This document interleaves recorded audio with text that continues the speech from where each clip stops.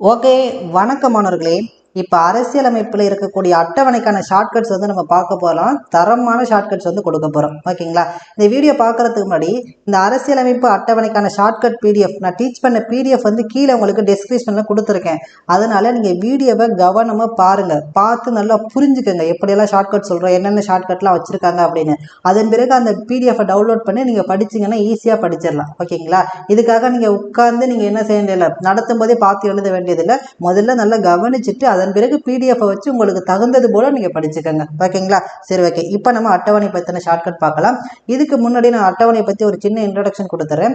அதாவது நம்முடைய அரசியலமைப்பு நடைமுறைக்கு வந்தபோது 1950 ஜனவரி 26 அன்னைக்கு நம்மள்ட்ட 8 அட்டவணை இருந்துச்சு. அதன் பிறகு சட்ட திருத்தம் பண்ணி ஒரு 4 அட்டவணைகளை புதுசா சேர்த்தோம். இப்போ 12 அட்டவணைகள் இருக்கு. ஓகேங்களா? இந்த அட்டவணையை பொறுத்தவரை நீங்க கண்டிப்பா ஷார்ட்கட்ல ஞாபகம் வச்சுக்கிட்டா தான் நீங்க எக்ஸாம்ல ஈஸியா ஆன்சர் பண்ண முடியும். ஓகே, சரி. இப்போ நம்ம ஷார்ட்கட் ஒவ்வொன்றா பார்க்க ஸ்டார்ட் பண்ணலாம். ஃபர்ஸ்ட் முதல் அட்டவணை பார்த்துட்டீங்க அப்படின்னா மாநிலங்கள் மற்றும் யூனியன் பிரதேசத்தோட பெயர் மற்றும் எல்லைகள். நான் உங்களுக்கு ஒரு சின்ன ட்ரிக் கொடுத்துட்றேன். நீங்கள் ஃபர்ஸ்ட் அட்டவணையும் கடைசி அட்டவணையும் சேர்த்து படிச்சிடணும். முதல்ல படிக்கும் போதே முதல் அட்டவணையும் 12வது அட்டவணையும் படிச்சிடணும். அது ஏன் அப்படின்னு சொல்றேன் பாருங்க. இப்போ ஃபர்ஸ்ட் அட்டவணைங்கிறது எதை பற்றி சொல்லுது சார் அப்படின்னா மாநிலங்கள் மற்றும் யூனியன் பிரதேசத்தோட பெயர் மற்றும் எல்லைகள். இது எப்படி சார் ஞாபகம் வச்சுக்கலாம் அப்படின்னா இப்போ ஒரு பையனை 1ஆம் வகுப்பு சேர்க்கறதுக்கு ஸ்கூலுக்கு போறேன்னு வச்சுக்கோங்களேன். அப்போதான் முதன்னு டிசியில் அவனோட பேரை சேர்ப்போம். 1ஆம் வகுப்பு சேர்க்கும் போது தான் முதல்ல டிசியில் பேர் சேர்ப்போம். அப்போ 1ஆம் வகுப்பு சேர்க்கும் போது தான் டிசியில் பேர் சேர்ப்போம். அப்படின்னா 1வது அட்டவணை அப்படிங்கிறது பெயர் மற்றும் எல்லைகளை சொல்லக்கூடியது. ஓகேங்களா? இங்கே பெயர் மற்றும் எல்லைகளை சொல்லக்கூடியது 1ஆம் வகுப்பு வச்சு நீங்கள் இதை யூஸ் பண்ணிக்கலாம். ஓகேங்களா? பெயர் மற்றும் எல்லைகள். இதே அந்த பையன் 12வது முடிச்சுட்டா எங்கே போவான்? கிராமத்தில் படித்த ஒரு பையன் 12வது முடிச்சுட்டா எங்கே போவான்? கண்டிப்பாக நகரத்துக்கு தான் படிக்க போவான். அப்போ 12 அப்படிங்கிறது நகராட்சியை பற்றி சொல்லக்கூடியது. நல்லா கவனிச்சுக்கோங்க. 1வது படிக்கும்போது டிசியில் பேர் சேர்த்தோம். அப்போ பெயர் மற்றும் எல்லைகள். அதே பையன் 12வது முடிச்சுட்டான், நகரத்துக்கு படிக்க போகிறான். அப்போ 12வது அட்டவணை அப்படிங்கிறது நகராட்சியை பற்றி சொல்லக்கூடியது. அப்போ 1, 12 கிளியர் ஆகிட்டு. ஓகே, இப்போ அடுத்து இந்த 2, 3, 4 இது மூணுமே நீங்க என்ன செய்யணும் அப்படின்னா ஜோடியா படிச்சிடணும். ஓகேங்களா? அப்பதான் உங்களுக்கு ஈஸியா இருக்கும். இப்ப 2வது அட்டவணை, இப்ப 2னாவே உங்களுக்கு ஒரு ஜோடி, அது கணவன் மனைவி அப்படின்னு ஞாபகம் வச்சுக்கோங்களேன். இப்ப இருக்க காலத்துலலாம் ஒருத்தவங்க மட்டும் சம்பளம் வாங்கினா பத்தாது, 2 பேருமே சம்பளம் வாங்கணும். ஓகேங்களா? கணவன் மனைவி 2 பேருமே சம்பளம் வாங்கணும். அப்ப 2வது அட்டவணை அப்படிங்கிறது சம்பளத்தை பத்தி சொல்லக்கூடியது. 2 பேருமே சம்பளம் வாங்கணும். சம்பளம் வாங்கினா மட்டும் போதாது, அவங்க பதவி உயர்வும் வாங்கணும். அது ப்ரமோஷன் சொல்லுவோம் இல்லையா? பதவி உயர்வு வாங்கணும். அப்படி பதவி உயர்வு வாங்கினா மட்டும்தான் அவங்க என்ன செய்யணும், ஒரு ராஜ்ய வாழ்க்கை வாழ முடியும்னு சொல்லலாம். ஓகேங்களா? நல்ல 2 பேர் இருக்காங்க, 2 பேரும் நல்ல சம்பளம் வாங்கணும். அப்போ 2வது அட்டவணை அப்படிங்கிறது சம்பளத்தை பற்றி சொல்லக்கூடியது.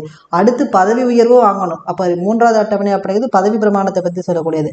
அப்படி அவங்க நல்ல பதவி உயர்வு வாங்கினாதான் ராஜ்ய வாழ்க்கை வாழலாம். அப்போ 4வது அட்டவணை அப்படிங்கிறது ராஜ்யசபா உறுப்பினரோட எண்ணிக்கையை பற்றி சொல்லக்கூடியது. அப்போ ஈஸியாக வந்துருச்சு பாருங்களேன். 2னாவே நமக்கு என்ன வருது? சம்பளத்தை பற்றி வருது.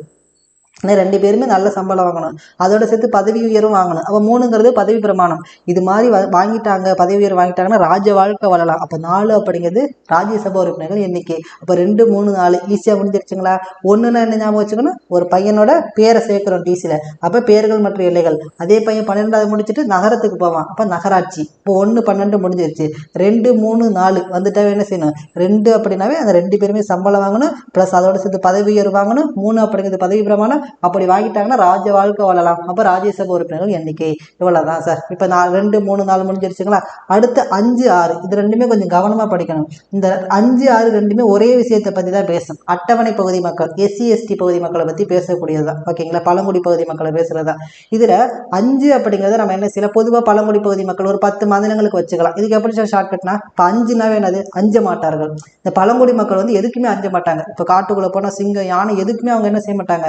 பயப்பட மாட்டாங்க. ஓகேங்களா? அப்ப 5னாவே என்ன செய்யணும்? பழங்குடியினர்கள் அஞ்ச மாட்டார்கள். எப்படி ஞாபகம் வச்சுக்கணும்? பழங்குடி மக்கள் எதுக்கும் அஞ்ச மாட்டாங்க, இப்படி ஞாபகம் வச்சுக்கணும். 5.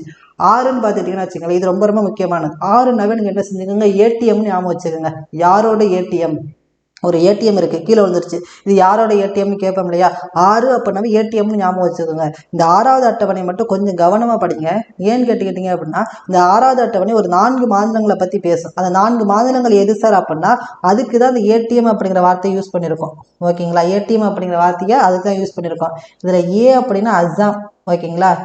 டி அப்படின்னா திரிபுரா. ஓகேங்களா? எம் அப்படின்னா 2 மாநிலம் வரும். ஏடிஎம் ஸ்கொயர்னு சொல்லுவாங்க இதை பொதுவாக சொல்லும் போது. மிசோரம், அடுத்து பார்த்துட்டிங்கன்னா மேகாலயா. இது 4மே பார்த்துட்டிங்கன்னா இப்போ இந்தியாவோட கிழக்கு பகுதி இருக்கு இல்லையா? இந்த கிழக்கு பகுதியில் வரக்கூடியது 4 மாநிலங்கள். ஓகேங்களா? கிழக்கு பகுதி மாநிலங்கள்ல இன்னொரு மாநிலம் வரும், மணிப்பூருங்கிற ஒரு மாநிலமும் வரும். நீங்க வந்து குழம்பிடக்கூடாது, அதை எம்முங்கிறதுக்கு மணிப்பூர் எடுக்கக்கூடாது. ஏன் மணிப்பூர் எடுக்கக்கூடாது அப்படின்னா, இந்த பகுதி இப்போ இந்தியாவில் 4 பகுதியாக இருக்குது அப்படின்னா, இந்த கிழக்கு பகுதியில் வரக்கூடிய மாநிலங்களை பற்றி நம்ம பேசிகிட்டு இருக்கோம். இதில் மணிப்பூரும் வரணும். இதில் மணிப்பூரை வந்து நம்ம ஏன் எடுக்கக்கூடாதுன்னா, அதில் ஏடிஎம்ங்கிற வார்த்தை யூஸ் பண்ணியிருக்கோம் இல்லையா? அப்போ ஏடிஎம்ல என்ன செய்வோம், மணி எடுப்போம். அப்போ மணிப்பூருங்கிற வார்த்தையை இங்கே யூஸ் பண்ணக்கூடாது. அப்போ ஏடிஎம்ஸ்க்கு என்ன எந்தெந்த மாநிலங்களை பற்றி சார் சொல்லுது அப்படின்னா, ஒன்று அஸ்ஸாம், இன்னொன்று திரிபுரா, மேகாலயா, மிசோரம். இதில் எதை பற்றி யூஸ் பண்ணிக்க கூடாது அப்படின்னு பார்த்துட்டீங்க அப்படின்னா, நீங்கள் மணிப்பூருங்கிறத குழப்பிடக்கூடாது. ஏன்னா மேப்பில் பார்த்தீங்கன்னா அது எல்லாமே ஒரே சைடில் தான் இருக்கும். அது கிழக்கு பகுதி மாநிலங்களாக இருக்கக்கூடியதான். ஓகேங்களா? இப்போ 5 அப்படிங்கிறது பழங்குடியினர்கள் அஞ்ச மாட்டார்கள் அப்படின்னு ஞாபகம் வச்சுக்கணும். அப்போ 5 அப்படிங்கிறது பழங்குடி மக்களை பற்றி சொல்லக்கூடியதா. 6 அப்படின்னா யாரோட ஏடிஎம்னா அசாம், திரிபுரா, மேகாலயா, மிசோரம், இதை பற்றி சொல்லக்கூடியது. இப்போ உங்களுக்கு 1 2 2 3 4 6 வரையும் உங்களுக்கு கிளியர் ஆயிடுச்சுங்களா? நெக்ஸ்ட் பார்க்கக்கூடியது 7. 7னாவே உங்களுக்கு என்ன ஞாபகம் வருது? டக்குன்னு சொன்னோம்னா 7 தான் ஞாபகம் வரும். இப்போ நம்ம ஏதாச்சும் ஒரு பகிர்ந்து கொடுக்குறோம்னு வச்சுங்களேன், ஒரு அண்ணன்ட்டே தம்பிகிட்டே சொத்தை பகிர்ந்து கொடுக்குறோம்னா, எனக்கு அதிகம் வேணும், எனக்கு கம்மியாக வேணும், அப்படியே ஒரு 7.5 பண்ணுவாங்களே. அவங்க அப்பா என்ன சொல்றாரு, என்னடா உங்களோட பெரிய 7.5 இருக்கு அப்படின்னு சொல்றாரு. அவன் பகிர்ந்து கொடுக்கும்போது 7.5 அவங்க வச்சுக்கணும். அப்போ 7 அப்படின்னாவே அதிகார பகிர்வை பற்றி சொல்லக்கூடியதான் 7வது அட்டவணை. 7 அப்படின்னாவே அதிகார பகிர்வை பற்றி சொல்லக்கூடியதான் 7வது அட்டவணை. 8 அப்படின்னு பார்த்துட்டீங்க அப்படின்னா 8 திக்கும் தென்மொழி.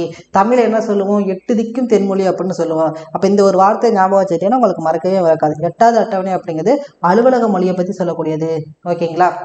இப்போ உங்களுக்கு நான் திரும்ப ஞாபகப்படுத்துகிற ஒரு சின்ன விஷயத்த, 1வது அட்டவணையும் 12வது அட்டவணையும் ஃபஸ்ட்டு படிச்சிடணும்.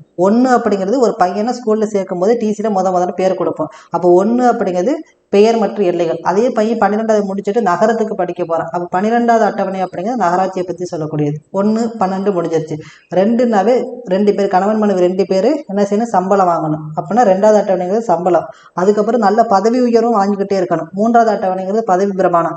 அப்படி வாழ்ந்தால் தான் ராஜ வாழ்க்கை வாழ முடியும். 4வது அட்டவணை அப்படிங்கிறது ராஜ்யசபா உறுப்பினர்கள் எண்ணிக்கை. 5 அப்படிங்கிறது அஞ்ச மாட்டார்கள், பழங்குடி மக்கள் அஞ்ச மாட்டார்கள், பழங்குடி மக்களை பற்றி சொல்லக்கூடியது. 6 அப்படிங்கிறது யாரோட ஏடிஎம். ஏடிஎம்னாவே என்ன வரும், அசாம், திரிபுரா, மேகாலயா, மிசோரம், இந்த 4 மாநிலங்களை பற்றி சொல்லக்கூடியது. 7னாவே உங்களுக்கு வரும் 7.5 அதிகார பகிர்வு. பகிர்ந்து கொடுக்குற போது 7.5 பண்ணுவாங்க, அப்போ அதிகார பகிர்வு. 8 அப்படின்னாவே 8 திக்கும் தென்மொழி, அப்போ அலுவலக மொழி வந்துருச்சு. ஓகேங்களா? நெக்ஸ்ட் 9 பார்த்துட்டீங்க அப்படின்னா உங்களுக்கு நில சீர்திருத்த சட்டம், ஜமீன்தாரி சட்டம், இதெல்லாம் ஞாபகம் வச்சுக்கலாம். 9னாவே பெரும்பாலும், 9னாவே நமக்கு பெரும்பாலும் யார் வரும், நமக்கு வந்து இந்த நயன்தாரா தான் மேக்ஸிமம் ஞாபகம். நயன்தாரா மேடம் தான் ஞாபகம் வருவாங்க. அப்போ அதை வச்சுக்கிட்டு நம்ம என்ன செய்யலாம், நயன்தாரா மேலே நிறைய நிலம் இருக்குது, அவங்க ஜமீன் வாழ்க்கை வாழ்ந்துக்கிட்டு இருக்காங்க, இப்படி ஞாபகம் வச்சுக்கலாம். இல்லை அப்படின்னு பார்த்துட்டிங்கன்னா நயன்தாரான்னு இருக்கு இல்லையா, இங்கே ஜமீன்தாரின்னு வரும். அதில் தாரி, ஜமீன்தாரி, இந்த மாதிரி கூட ஞாபகம் வச்சுக்கலாம். பல சட்டங்களை பற்றி சொல்லக்கூடியதான் இந்த இது. ஓகேங்களா? 9வது அட்டவணை. 10வது அட்டவணை அப்படிங்கிறது கட்சி தாவல் தடை சட்டம். ஒருத்தர் வந்து ஒரு இடத்துல இன்னொரு இடத்துக்கு தாவும் போது கீழே விழுந்துட்டு என்ன செய்வான், 10 போடுவான். அதாவது ஒருத்தர் இருக்கா இங்கே மேலே, இங்கே நிற்கிறான், இங்கே வந்து டக்குன்னு இங்கே தாவும்போது கீழே விழுந்தா என்ன செய்வோம், அவனுக்கு 10 போட்டு விடுவாங்க. அப்போ 10 அப்படிங்கிறது தாவும் போது, அப்போ கட்சி தாவல் தடை சட்டம் அப்படிங்கிறது 10வது அட்டவணை. 11 அப்படிங்கிறது இது ஒரு 1 இது 1.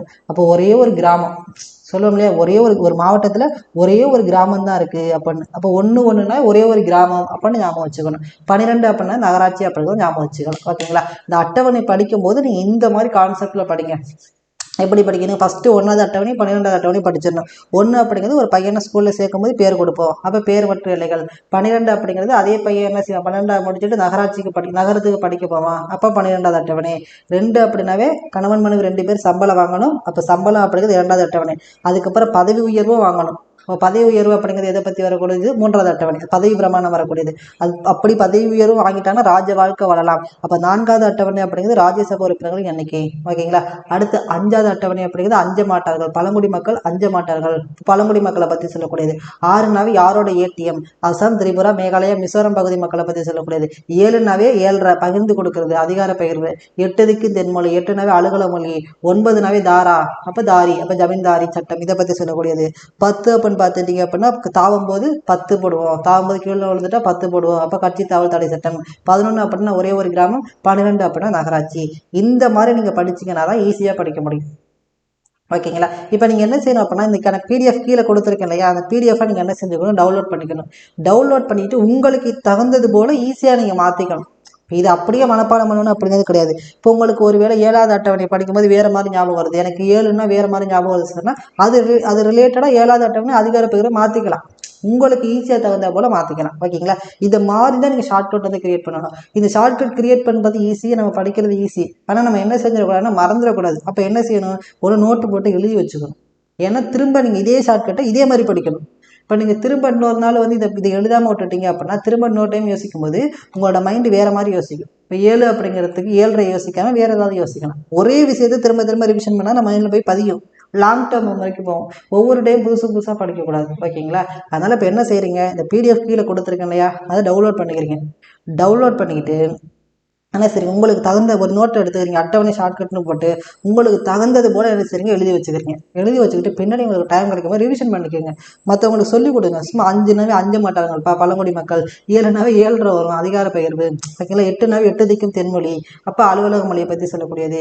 12 12ஆம் முடிச்சுட்டு நகரத்துக்கு போவான், நகராட்சி. இந்த மாதிரி சொல்லிக் கொடுத்து படிச்சிங்க அப்படின்னா ஈஸியாக படிச்சிடலாம். ஓகேங்களா? இப்படி தான் வந்து ஷார்ட்கட் அப்படிங்கிறது படிக்கிறது. ஷார்ட்கட் படிக்கிறது பெரிய விஷயம் கிடையாது, அது எழுதி வச்சு ஒரே ஷார்ட்கட்டை திரும்ப திரும்ப படிக்கணும். அதுதான் ரொம்ப ரொம்ப முக்கியம். ஸோ அதனால் நான் சொன்னது மாதிரி எல்லாரும் கண்டிப்பாக செஞ்சுருங்க. ஓகேங்களா? இதில் வேறு ஏதாவது சந்தேகம் இருக்குது அப்படின்னா உங்களுக்கு இது ரிலேட்டடாக ஏதாவது ஷார்ட்கட் தெரிகிறாலும் மறக்காமல் கீழே கமெண்ட் பண்ணுங்கள். சார் நான் 8வது அட்டவணை இப்படி படிச்சிருக்கேன், எனக்கு இப்படி ஞாபகம் வச்சுக்கிறது ஈஸியாக இருக்குது, 10வது அட்டவணை நான் இப்படி ஞாபகம் வச்சுக்கிறது ஈஸியாக இருக்குது அப்படின்னாலும் உங்களுக்கு கீழே கமெண்ட் பண்ணுங்கள். அது மற்றவங்களுக்கு கண்டிப்பாக வந்து யூஸ்ஃபுல்லாக இருக்கும். அதே மாதிரி இந்த ஷார்ட்கட் எப்படி இருந்ததுன்னு மறக்காமல் கமெண்ட் பண்ணிடுங்க. ஓகேங்களா? தேங்க்யூ.